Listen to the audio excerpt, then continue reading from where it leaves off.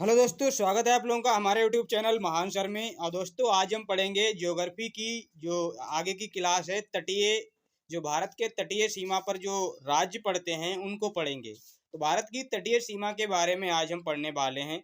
इससे पहले हमने जो क्या बोलता हूँ पड़ोसी देश पढ़े हैं, उससे पहले हमने जो स्टेट्स भी पढ़े थे, जो भारत के मतलब जो आपके पड़ोसी देशों से उनकी सीमाएं लगती हैं वो हमने पढ़े थे।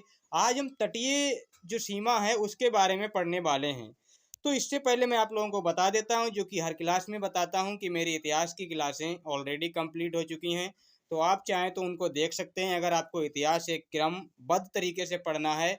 और इतना अच्छा कंटेंट है, इतना ज़बरदस्त कंटेंट मैंने दिया है उसमें, आप देखते रह जाएंगे और आपको पता भी नहीं चलेगा कि ऐसा हो कैसे सकता है। लेकिन आपको यकीन करना पड़ेगा, होने को तो कुछ भी हो सकता है। और बहुत अच्छा कंटेंट है, तो आप उसको पढ़ सकते हैं। और पॉलिटी की क्लास भी चल रही है तो उसको भी आप पढ़िए। भूगोल की भी चल रही है, ज्योग्राफी की भी चल रही है, तो इसको भी पढ़िए। ये आज इसकी शायद चौथी क्लास है। तो आगे बढ़ते हैं। और आगे बढ़ने से वही गुजारिश है कि चैनल पे नए हों तो सब्सक्राइब कर लें और बेल आइकन को भी प्रेस कर लें, ताकि वीडियो की नोटिफिकेशन आप लोगों को मिलती रहे। तो स्टार्ट करते हैं तटीय, इसके बारे में, तटीय राज्यों के बारे में बात करेंगे। तटीय सीमा जो है उसके बारे में बात करेंगे। तो तटीय सीमा पर जो स्थित राज्य हैं आपके, वो कितने हैं? 9 तो आपके राज्य हैं और 4 आपके क्या हैं? यूटी हैं। तो तटीय सीमा पर जो हमारे, पहले तो आप समझिए ये तटीय सीमा क्या है। तटीय सीमा भी तो आपको पता होनी चाहिए। ये आपकी क्या है? तटीय सीमा है। ये जो आपको दिख रही है ये सारी की सारी आपकी तटीय, यहाँ से लेके ये क्या तटीय, मतलब जो आपकी समुद्र से जो सीमा लगी हुई है वो आपकी क्या है? सारी की सारी आपकी तटीय सीमा है। ये आपकी यहाँ तक तटीय सीमा आपकी है। तो इस पे जो आपके राज्य हैं वो आपके कितने हैं? और यहाँ पर जो जो हमने 4 यूटी की बात की है ना, वो यहाँ पे लक्षद्वीप है, यहाँ पे आपके अंडमान निकोबार हैं, तो इनके बारे में बात करेंगे। फिलहाल तो आपको पहले समझाते हैं आपके तटीय राज्य कौन कौन से हैं, उनके बारे में बात करते हैं। तो स्टार्ट करते हैं दोस्तों। क्या है यहाँ पे? 9 आपके क्या हैं? राज्य हैं। और 9 राज्य, एक तो आपके क्या है? पश्चिमी तटीय राज्य हैं, और आपके क्या है? पूर्वी तटीय राज्य हैं। तो ये दो तरीके से हैं, एक तो पश्चिमी तटीय राज्य, ये वाले आपके पश्चिमी तटीय हैं, और ये वाले आपके पूर्वी तटीय हैं। तो पश्चिमी तट पे जो राज्य हैं, गुजरात है, पहले आपका गुजरात पड़ता है, दूसरा आपका महाराष्ट्र पड़ता है, और तीसरा जो है वो आपका क्या है? ये आपका क्या है? गोवा है। चौथा आपका क्या है? ये कर्नाटक है। और आपका केरल, ये वाला आपका ग्रीन ग्रीन आपका क्या दिख रहा है? केरल दिख रहा है। और जो आपके पूर्वी तटीय राज्य हैं वो आपका, एक तो पश्चिम बंगाल, ये वाला आपका पश्चिम बंगाल, दूसरे नंबर पे आपका क्या है? पहला पश्चिम बंगाल, दूसरा आपका क्या है? उड़ीसा है, और तीसरा आपका क्या है? आंध्र प्रदेश है ये, और चौथा आपका क्या है? तमिलनाडु है। तो ये तटीय सीमा आपके बनाते हैं। अब अब देखिए आगे हम इनको कैसे पढ़ते हैं। अब यहाँ पे 4 जो यूटी हैं उनके बारे में भी बात कर लेते हैं। जो हमने यूटी की बात की तो इनके बारे में बात कीजिए। अंडमान निकोबार जो है, जिसकी सीमा आपकी कितनी लगती है? इसकी सीमा आपकी 1900 लगती है, 1900 किलोमीटर, जो कि सर्वाधिक है। कितनी है? सर्वाधिक सीमा आपकी लगती है, 1900 किलोमीटर की सीमा इसकी लगती है।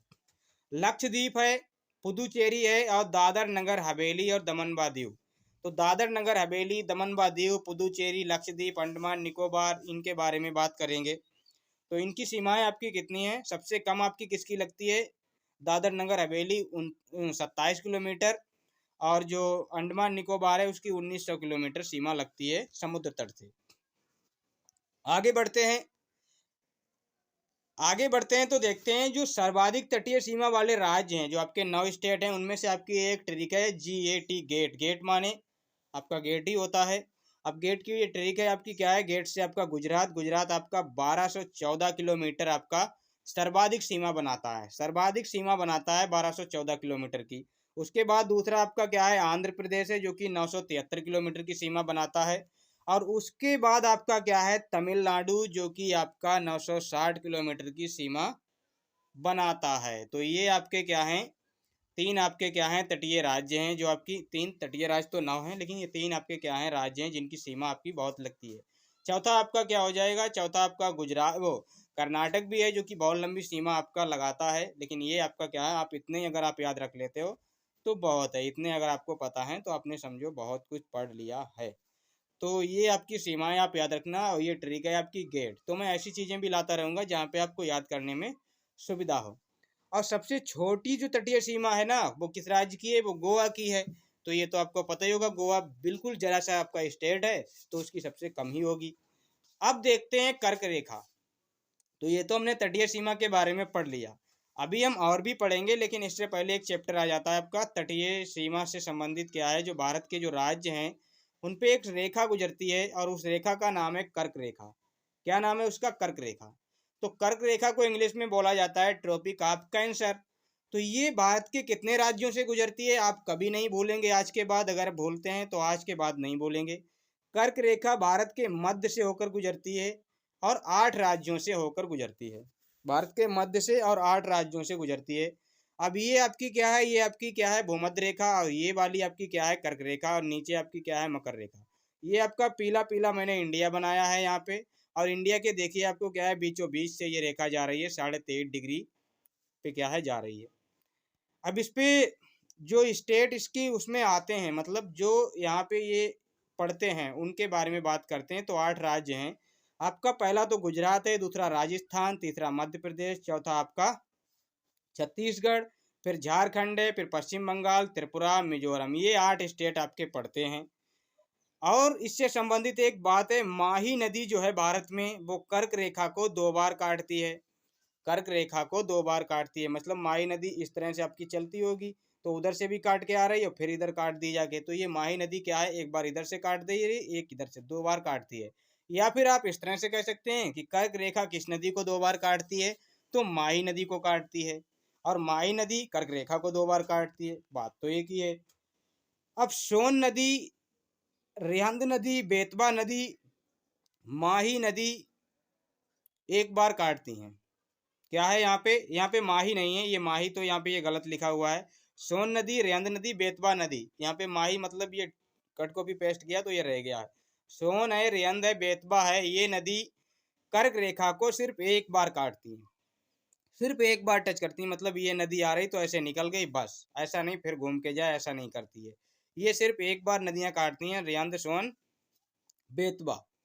अब कर्क रेखा नर्मदा नदी के उत्तर में है। कहाँ पे? नर्मदा नदी के उत्तर में। जो गुजरात में नर्मदा नदी है, मध्य प्रदेश से जो नर्मदा नदी निकलती है ना, तो वो कर्क रेखा के दक्षिण में है, और कर्क रेखा नर्मदा नदी के उत्तर में है। अभी देखते हैं, मैप में भी देख लेते हैं एक बार कि ये कर्क रेखा आखिर है कहाँ पे। फिलहाल तो यहाँ पे आइए, पहले ट्रिक से आपको ये चीज़ समझाते हैं, फिर मैप की तरफ ले चलते हैं। क्या है ये आपका? क्या है? कर्क रेखा भारत के मध्य से गुजरती है और 8 राज्यों से गुजरती है। ये हमने क्या है, अभी राज्यों के बारे में बात की। अब इनकी मैंने एक ट्रिक बनाई है।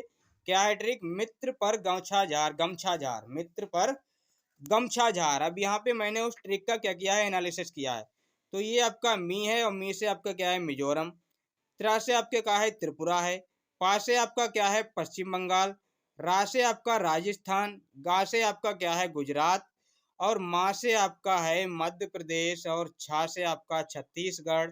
और झार से आपका झारखंड। तो ये आपका क्या है, मित्र पर गमछा जार, ये आपकी क्या है, एक ट्रिक है। तो मित्र पर गमछा जार ये आपकी ट्रिक है, और इसके जरिए आप सारे के सारे जो कर्क रेखा के राज्य हैं वो याद रख सकते हैं, अगर आपको नहीं भी याद रहता है तो। लेकिन मैं आपको मैप के थ्रू बताता हूँ कि मैप के थ्रू आपको कैसे याद रखना है। और ये आपका क्या है, मैप है। ये आपका इंडिया का क्या है, मैप है। आपको दिख रहा होगा, मेरे ख्याल से विजुअल तो होगा ही होगा।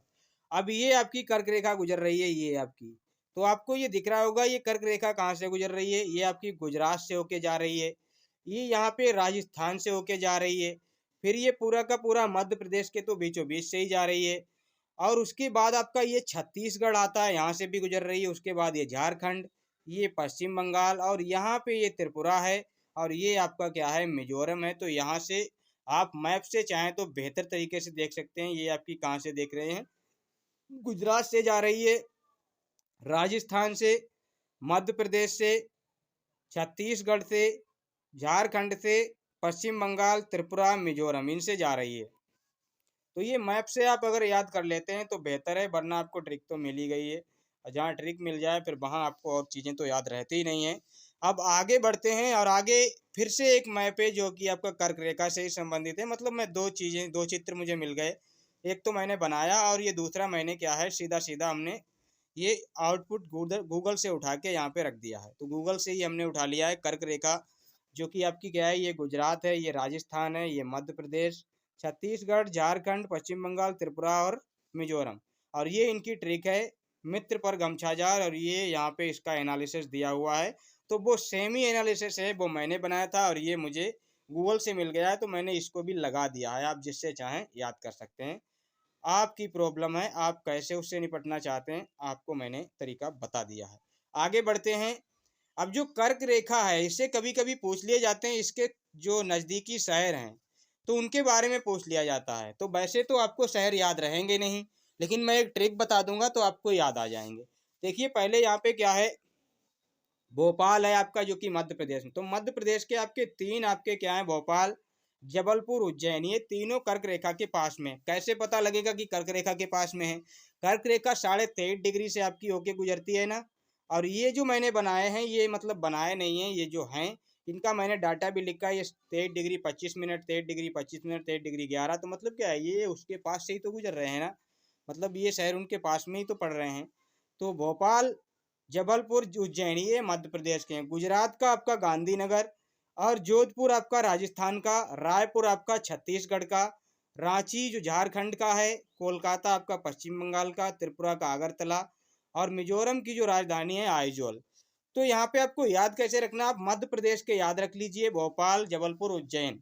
बाकी जो हैं याद करने की ट्रिक क्या है, राज्यों की जो राजधानियां हैं कर्क रेखा के नजदीक स्थित हैं। ये जितने भी राज्यों से गुजरती है रेखा, उस राज्य की राजधानी कर्क रेखा के नजदीक स्थित है। तो अगर आपको राजधानियां पता है तो आपको पता होगा कि शहर भी कौन सा है, वही राजधानी सेम शहर।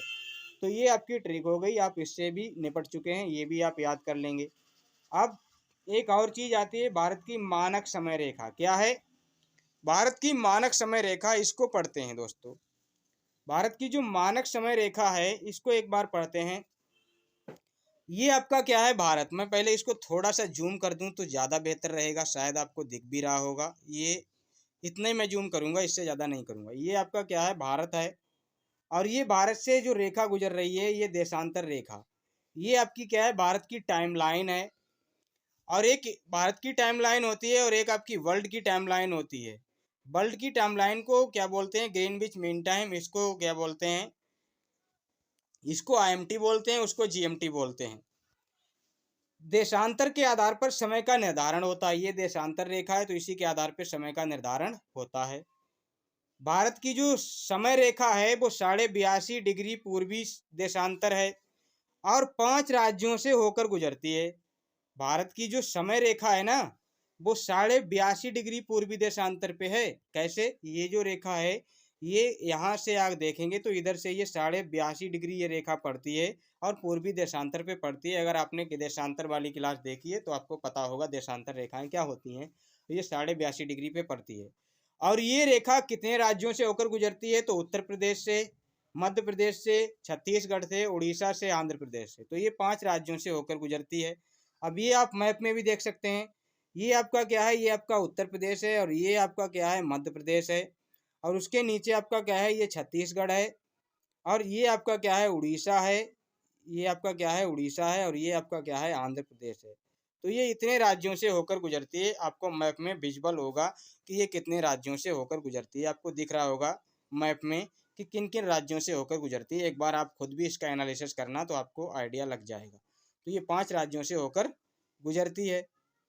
अब 82.5 डिग्री पूर्वी देशांतर जो है, ये कहाँ से गुजरती है, प्रयागराज से। प्रयागराज में एक स्थान है जिसको हम क्या कहते हैं, नैनी। तो ये आपका क्या है, प्रयागराज, जो यहाँ पे जो पॉइंट बना है, यहाँ से ये गुजरती है। और एक अंतरराष्ट्रीय समय रेखा होता है जिसको बोलते हैं जीएमटी। तो जीएमटी क्या है, ये 0 डिग्री देशांतर होती है। 0 डिग्री देशांतर, ग्रीनविच मीन रेखा इसको कहते हैं। तो ये 0 डिग्री देशांतर रेखा है, ग्रीनविच मीन टाइम इसको बोलते हैं, या ग्रीनविच मीन रेखा इसको बोलते हैं। अब आईएसटी और जीएमटी, आईएसटी और जीएमटी में जो अंतर पड़ता है ना, वो 5.5 घंटे का पड़ता है। 5 घंटे 30 मिनट का अंतर इसका पड़ता है। क्यों, यहाँ पे आपका देखिए यहाँ पे क्या है, इधर आपका क्या होगा, ये 0 डिग्री होगा, इधर से 82.5 डिग्री जब हम चलेंगे, और 1 डिग्री में मैंने आपको बताया था कितने मिनट होते हैं, 4 मिनट होते हैं। अगर 1 डिग्री में 4 मिनट होते हैं तो आप 82.5 डिग्री को 4 से गुणा कर दीजिए। तो 82.5 डिग्री को जब आप 4 से गुणा करेंगे तो वो आपको निकल के आएगा 5 घंटे 30 मिनट आपका निकल के आएगा। और जो वो निकल के आएगा तो 5 घंटे आपका क्या है, प्लस में रहता है टाइम भारत का। तो ये आपका क्या है, भारत का टाइम है। भारत का टाइम आपका क्या है, 5 घंटे प्लस में रहता है। ये जब वर्ल्ड ज्योग्राफी पढ़ा रहा हूँगा तो वहाँ पर भी एक बार इसका जिक्र करूँगा, तभी आपको अच्छे से क्लियर होगा।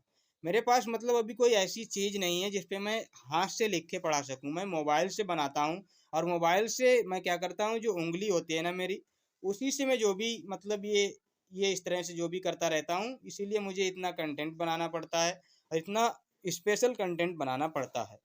तो ये मेरी एक प्रॉब्लम भी है। अगर मेरे पास वो चीज़ होती, मतलब क्या बोलता हूँ, जिसको पेन टेप बोलते हैं, तो मैं मैथ की भी क्लास चालू करता, क्योंकि मैथ में तो सारा का सारा आपका हाथ से ही लिखना रहता है, केवल सवाल को टाइप करना पड़ता है। लेकिन मेरे पास वो नहीं है तो मैथ की क्लास नहीं चला पा रहा हूँ, जबकि मैथ मेरा फेवरेट सब्जेक्ट है और मैं उसको लाना चाहता हूँ, लेकिन मैं नहीं ला पा रहा हूँ। वो मेरा फेवरेट टॉपिक है, फेवरेट सब्जेक्ट है, लेकिन इसी की वजह से नहीं ला पा रहा हूँ, क्योंकि मेरे पास वो व्यवस्था नहीं है कि मैं वैसा कर पाऊँ। अब आगे बढ़ते हैं दोस्तों, आगे बढ़ते हैं तो आपको जो भारत की जो मानक समय रेखा है मैंने आपको बता ही दी है। फिलहाल तो फिर से यहाँ पे देखिए क्या है, पूरी पृथ्वी। अब मैं आपको अलग से क्या, मैं बता रहा था कि वर्ल्ड ज्योग्राफी में बताऊंगा, यहीं पे आपकी सारी चीज़ें कंप्लीट हो जाएंगी। वर्ल्ड ज्योग्राफी आपको देखने की जरूरत नहीं पड़ेगी इस चीज़ के लिए। तो पूरी पृथ्वी पर जो देशांतर रेखाओं की संख्या क्या है, 360 है। अब ये 360 है ना, ये आपकी क्या है, पृथ्वी है, और ये इस तरह से आपकी क्या है, ये देशांतर रेखाएं आपकी गई हुई हैं, आपको दिख रहा होगा। और ये आपका क्या है, भारत है। ये आपका क्या है, भारत है। और पृथ्वी अपने अक्ष पर घूमने में जो समय लेती है वो 24 घंटे का समय लेती है। पृथ्वी अपने अक्ष पर घूमने में समय जो लेती है वो 24 घंटे का समय लेती है।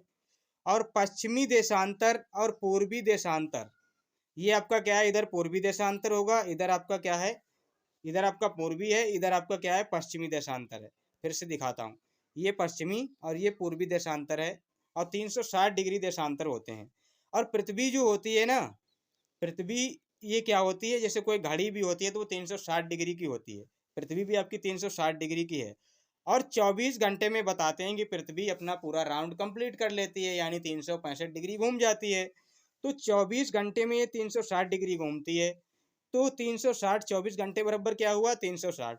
1 घंटे बराबर क्या हो गया आपका, 1 घंटे बराबर आप अगर इसको कैलकुलेट करेंगे तो 15 डिग्री आएगा। और 1 घंटे का मतलब आपका 60 मिनट, और इधर 15 मिनट, 15 डिग्री रहे। तो इसको अगर करेंगे तो 4 मिनट आएगा 1 डिग्री बराबर। तो 1 डिग्री में कितना चलती है, 4 मिनट। 1 डिग्री अगर घूमती है तो मतलब क्या है, उसे 4 मिनट समय लगता है 1 डिग्री घूमने में। और समय में जो अंतर आता है ना, वो कैसे आता है, भारत का जो यहाँ पे जो देशांतर है, आपको थोड़ा जूम करता हूँ फिर दिखाता हूँ। ये आप देखिए, ये भारत है, ये आपका क्या है, ये क्या हो जाता है इसके साथ, यही प्रॉब्लम रहती है। ये आपका क्या है, ये पूरा का पूरा आपका क्या है, भारत है। अब ये वाली जो क्या है, यहाँ पे 67 डिग्री 7 मिनट आपका क्या है, गुजरात में आपका क्या है, पूर्वी देशांतर। ये आपका अरुणाचल प्रदेश में 97 डिग्री 25 मिनट। और लगभग अगर आप इनका डिफरेंस निकालेंगे 97 से में, और आपका ये 68 घटाएंगे तो 30 डिग्री का अंतर आपका बैठेगा। और जो ये 30 डिग्री का अंतर बैठेगा, 30 डिग्री का जो अंतर बैठेगा ना, ये 30 डिग्री का अंतर आपका ये जो बैठेगा, इसी 30 डिग्री को 1 डिग्री वाला क्या होता है, 1 डिग्री में आपका 4 मिनट होता है। 30 डिग्री को अगर आप 4 मिनट से आप गुणा करेंगे तो 4 मिनट से जब गुणा करते हैं तो 120 मिनट आते हैं। और 120 मिनट बराबर क्या होता है, 2 घंटे होते हैं। और 2 घंटे जब अगर ये होते हैं, 1 मिनट, ज़्यादा कुछ जूम है मुझे लगता है, इतने पे लाता हूँ फिर आपको समझाता हूँ, नहीं तो आपकी कहानी गड़बड़ हो जाएगी और आप कहेंगे कि हमें तो दिखा ही नहीं। तो क्या होता है, 30 डिग्री का अंतर होता है और 1 डिग्री बराबर 4 मिनट। तो 30 डिग्री बराबर आपके 120 मिनट हो गए, और 120 मिनट बोले तो 2 घंटे। तो अरुणाचल प्रदेश से गुजरात तक, मतलब भारत में यहाँ पे ये सूरज निकलता है ना, ये सूर्य हमने बनाया है ना, तो यहाँ पे आपका क्या है, सूरज निकलता है। यहाँ से यहाँ तक आने में, गुजरात तक आने में 2 घंटे का समय लगता है। अगर यहाँ पे आपका अगर आपका अरुणाचल प्रदेश में, कहाँ पे, अरुणाचल प्रदेश में अगर 6 बजे सूर्य निकलता है तो गुजरात में आपका 8 बजे सूरज निकलेगा, ऐसा सीधे सीधे आप समझें। तो सूर्य अरुणाचल प्रदेश से गुजरात तक पहुंचने में कितना समय लेता है? 2 घंटे का समय लेता है। आगे बढ़ते हैं दोस्तों। अब क्या है, इंडियन की जो तटीय लाइन हम पढ़ रहे थे उसके बारे में हम थोड़ा पढ़ लेते हैं। क्या पढ़ लेते हैं? इंडियन की जो तटीय लाइन है उसके बारे में। देखिए दोस्तों इसमें क्या है, एक मिनट एक मिनट एक मिनट। अब जो क्या है, भारत का समुद्री जल क्षेत्र है, इसको पढ़ लेते हैं। तटीय लाइन पढ़ रहे थे तो इसमें जल क्षेत्र भी आ जाता है। ये तटीय लाइन थी और इसमें जल क्षेत्र था। तो भारत का समुद्री जो विस्तार है उसको देखते हैं। समुद्र की दूरी को आप नॉटिकल माइल कहते हैं या नॉटिकल मील में मापते हैं समुद्र की दूरी को। और 1 नॉटिकल माइल बराबर आपका 1.852 किलोमीटर होता है। 1 नॉटिकल मील बराबर आपका क्या होता है? 1.852 किलोमीटर होता है। क्या होता है?